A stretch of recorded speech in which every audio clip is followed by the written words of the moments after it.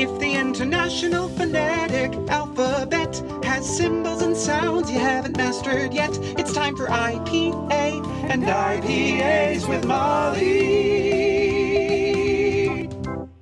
Hi everyone, welcome to IPA and IPAs, the unfussy show about the International Phonetic Alphabet and beer.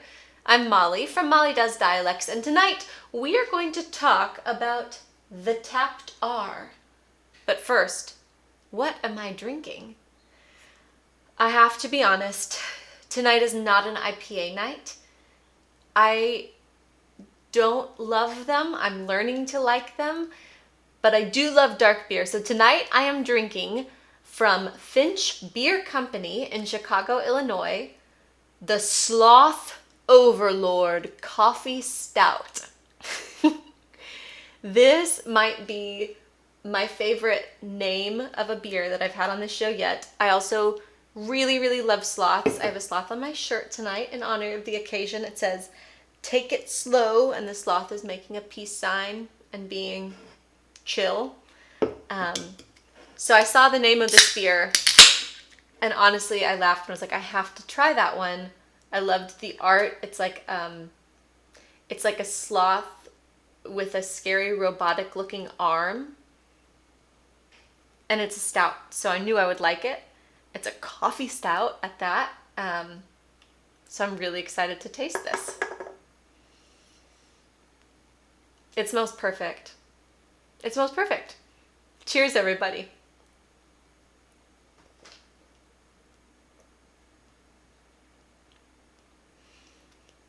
This is neat. It's very coffee-y, and you get the coffee at the end, but it's got kind of like a fruity acidity at the beginning, sort of like how sometimes in coffee they're like, oh, there's notes of blueberry. And I like to pretend I can taste them, but I usually can't. I imagine that what I'm tasting now is what they're talking about then. So maybe I should taste coffee more carefully instead of just slurping it down in the morning. Yeah, it's not quite as creamy as a regular stout. It's super dark. You can't see through that. That's the kind of beer I like.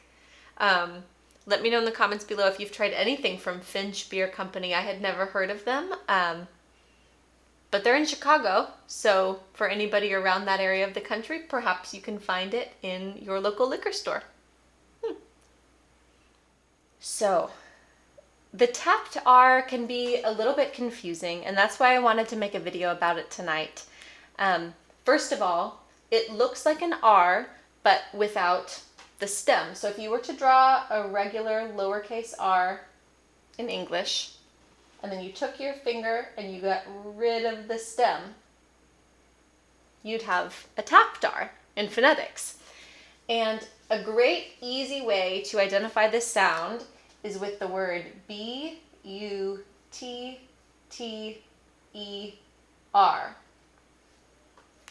Butter. Butter.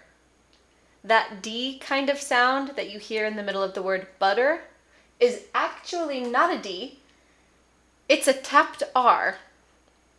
And if that's confusing, something that might help is if you think about Spanish, the Spanish language, the word for dog is P-E-R-R-O, pero. Do you feel what your tongue does there? Pero, pero, butter, butter. So that might help you to think of that sound like an R. Tapped R's are super common in words that have a medial D or a medial T. Butter, city. If you are somebody who is leading a group, you are a leader. But then also if you have a bottle full of water and it's a specific size, you might be drinking a liter. The leader is drinking a liter. They can sound the same. And then the other place that we hear tapped R's a lot is if a word ends with a T or a D and then the next word starts with a vowel. So a really easy example of this to remember is the phrase, forget about it. So all of those words end in a T, right? and about and it start with vowels. And if you were to say it fast, you might say, forget about it. Forget about it. So basically, anytime a T or D are between vowels, you might hear a tapped R. Another example of a word that doesn't end in a T or a D, but the T is between two vowels, is if I said, I have to go to the store. So go to, I have to go to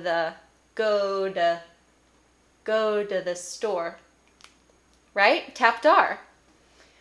Now, there's one other thing that we can talk about with a tapped R, and that is if you're trying to sound a little bit more elevated, or perhaps you need to differentiate between the person who's leading the group drinking their water, whether it's a leader or a leader. And the way you can do that is by putting a diacritic under this tapped R. It's a little circle. It means devoiced. And what that does, instead of butter, it might sound more like butter. So you just have a little bit of air that comes through because it's taking the voiced consonant, and it's making it devoiced. So instead of butter, you get butter. Instead of city, you get city.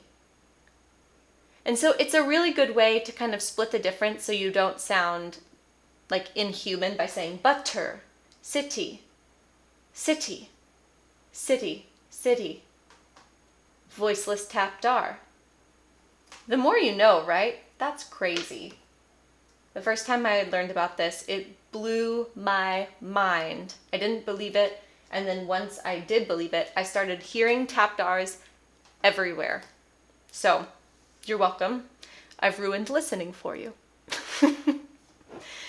Thank you for joining me tonight on IPA and IPAs. Please let me know in the comments below if you have any questions for me, if you need some clarification on the tapped R.